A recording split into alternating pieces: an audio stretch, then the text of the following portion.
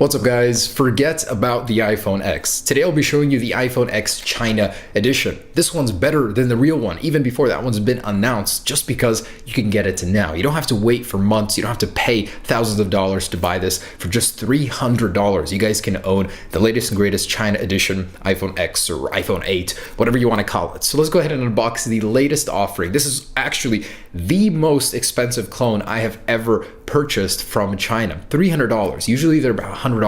This one comes with top of the line materials, top of the line display, top of the line everything as far as China edition goes. So let's take a look at that. Now don't let the appearances fool you. This is the latest and greatest from China. So it's a little rough on the edges on the packaging, but I'm sure inside it'll well make up for that. So let's get in here. It's a little unconventional, you know.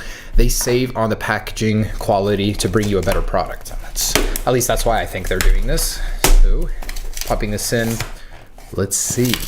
Now, if you guys remember a little while ago, I did share with you the first edition iPhone 8 clone, and this one is miles better. This one actually represents the original design, so it'll be more of a one-to-one, not this weird ratio, tiny version. This one compared to the official, as you can see, is very tiny. Camera lens is elongated, kind of weird looking. You know, they didn't really know what they were working with first, so the display definitely, oh boy, that is hideous. So let's see how this one did. Hopefully a little bit better.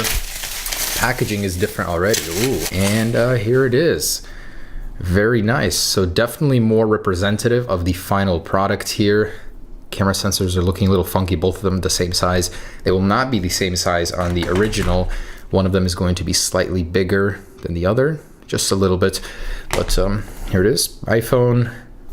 Pretty okay. Let's see what it says. iPhone 8 Plus. So they didn't get the naming right on this one, but no matter. You know, as long as the actual product inside is correct. So let's go ahead and unbox this guy. iPhone 8 Plus. That will be a real product, but it won't be the one with the vertical cameras. That's going to be the iPhone X model. Okay, and here it is. Ooh. Definitely a little bit more accurate inside. We've got this. Still no Apple stickers. The day a clone comes with Apple stickers is the day I will cry on camera for the first time. And this guy feels solid. It feels very hefty. That's nice. The feeling of premium quality just because it's heavy. We've got our accessories here. Unfortunately, no bundled AirPods this year, but we do have these. I wonder, do these come with a lightning? Oh, they do. So I'm assuming this doesn't have a headphone jack either. All right, so that is the iPhone 8 packaging. Let's check out the actual product. So how do I get this out of here? They actually sealed it in, so I literally have to cut it out of here. Okay. All right, and please be good. Did they really seal it into both of these? Wow, airtight. Okay. Ooh, iPhone. And here it is. Guys, look at that. They actually put an effort into getting those curved corners up on top, the sensor bar. Unfortunately, I'm seeing a little difference there from the original. There's a chin on the bottom and on the top where the screen doesn't go all the way through. So if I peel off the screen protector, look at that. There actually is a border here. So unfortunately, the display on this one does not go all the way up, but it is an 18:9 display. So that makes it the most sophisticated display on an iPhone clone ever. And on the back, check that out. It's very clean. No FCC labels. Looks definitely in tune with more of the original here. So this is an early look, but still pretty dang good for the real deal, or the real clone deal. Camera lens looks definitely better than this one. You know, this design in general, I do like it. I mean, I don't see why people are disliking it. It looks cool, something different. Let's go ahead and power it on. And by the way, this has the longer power button here, and hopefully it's charged up here.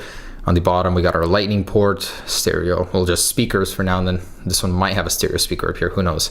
Tiny status bar cut out there, the speaker grill. There it is. Dang, that's not bad. That gives you a huge user experience, and that's a very sharp display. So you definitely get what you pay for with this. $300 for a clone is no laughing matter. Let's see how the software does, though. Does it make up for the price? So build-wise, I definitely say it's definitely the most well-built clone I've felt. Metal border there. This actually might be glass on the back, and not sure how I feel about this. Is it a resistive touchscreen? All right, so press home to open. They actually included a virtual on-screen home button on this guy, And as we saw in some of the earlier concepts, that is how you're going to operate the home button on this one. On the real one, we're going to see some sort of gestures. And as you can see, double tap there opens up the app switcher. Okay, get started on home. No thanks. So what do I have to click? Double tap to go home every single time? Are you serious? It does not go home from one tap. Interesting. That's kind of annoying. Ooh, there's Control Center. So they did copy the iOS 11 Control Center even. That's funny. Ooh, that works very well, surprisingly. It's a very bright display. Furry clone, very good. And I wonder if it can be adjusted and controlled. This is actually the first time I've actually seen an iOS 11 running clone. So that's kind of cool. You actually hold on these and they open up the platters. I wonder if it has 3D touch. Seems like it doesn't, definitely. Let me see. How do I activate Siri? Do I hold this? And nothing. So if I hold it, does it go home? No, it does not. Interesting. They kind of complicated this for no reason. Over here, we've got the widget view there. Cool. And the notification center. Unfortunately, they didn't copy the cover sheet, so it doesn't bring down the lock screen, just the notification center. Anyways, still acceptable for iOS 11. Let's go ahead and see what this thing is running. So let's jump in here. Definitely doesn't have the new icons from later betas of iOS 11, but iOS 11.0.1, cool. So this was a firmware that was rumored the iPhone 8 is going to come with it. Looks like it does. But we've got 128 gigabytes here, and this I believe is real 128 gigabytes for the price tag. Man, oh, that's annoying. No home with a single button.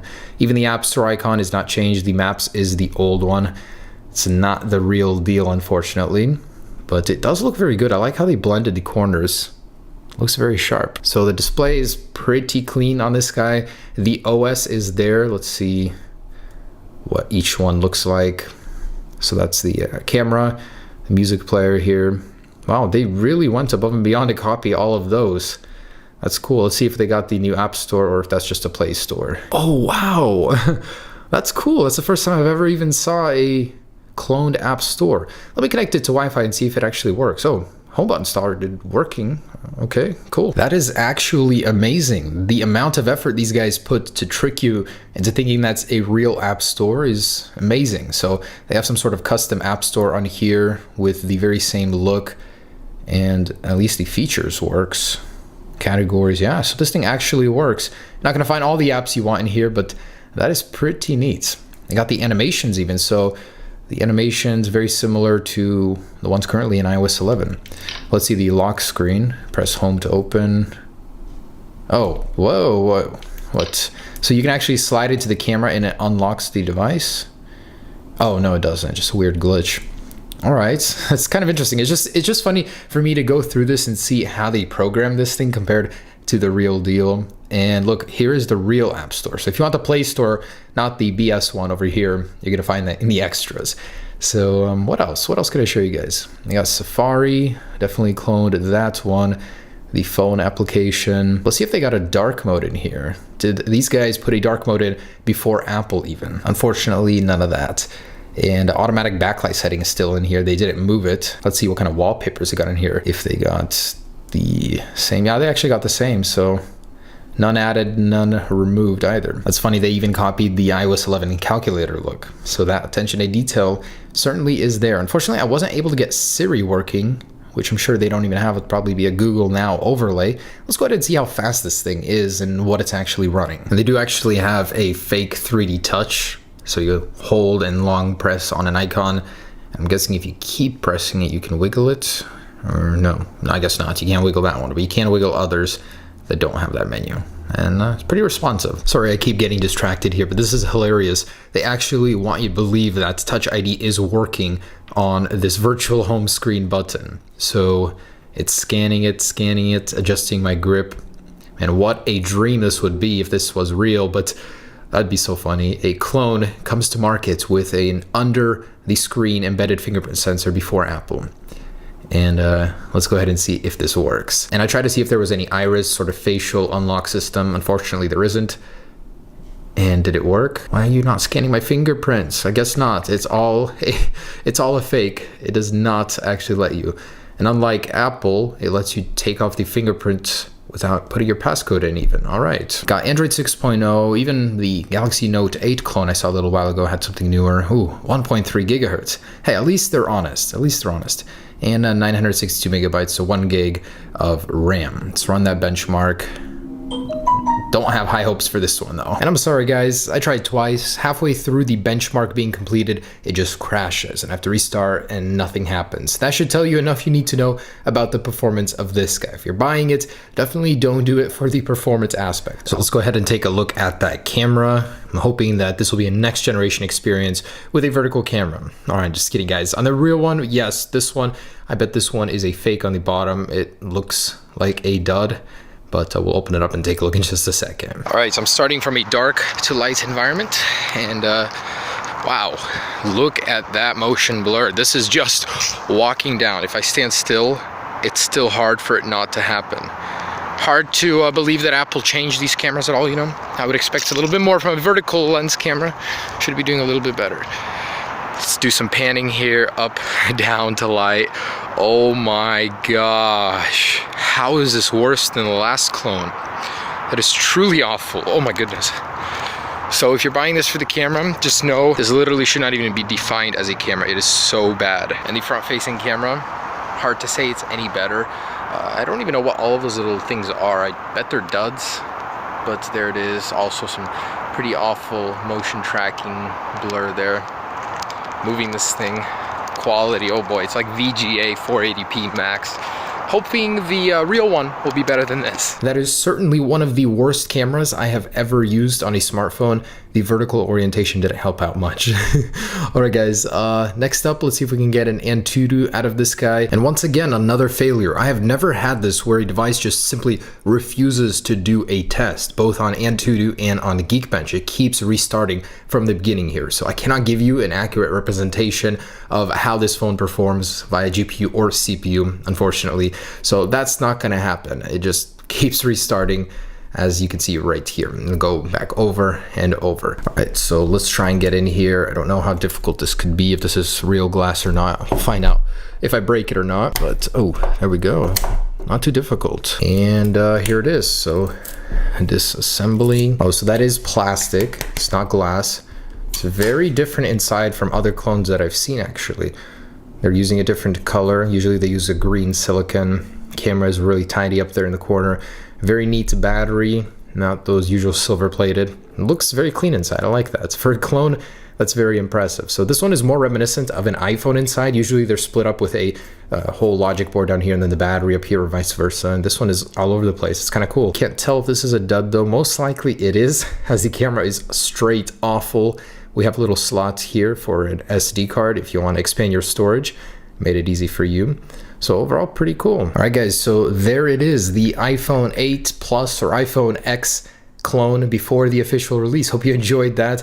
Would I recommend this at $300? Oh dear, no way. I mean, if you want to have this at a fraction of the price of the original, just to see the design for yourself, just to show off without actually having to spend $1,000, sure, go ahead. But I would not recommend it at $300 for a daily driver. You can buy an iPhone SE at that price used, and it'll do so much better than this. Anyways, hope you enjoyed it.